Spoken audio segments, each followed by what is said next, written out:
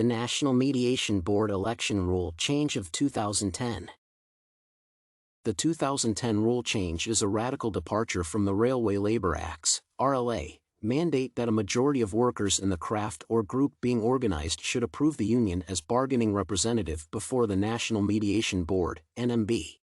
Under the new law, the NMB should recognize a labor organization if a majority of employees who turned out to vote in favor of a union did so, even if a high percentage of all workers did not. For reformers, workers' fears of being coerced into voting are significant points of contention.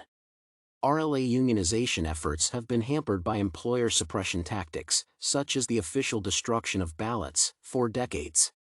The easiest way to prevent a union from organizing on business property is to incentivize workers not to take part in a ballot, per conventional regulations.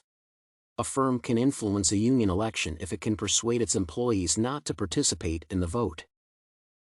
Interfering with the results of an election is a significant problem because it goes against RLA, or the right to organize freely.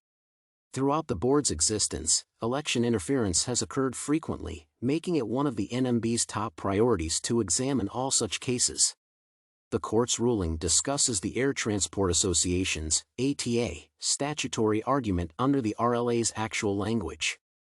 The RLA specifies that most workers in a given occupation or group of employees get to choose their representative for statutory reasons. ATA argued that the RLA's plain language should be taken at its value and that the majority of electors' criteria under the new rule were counter to that law.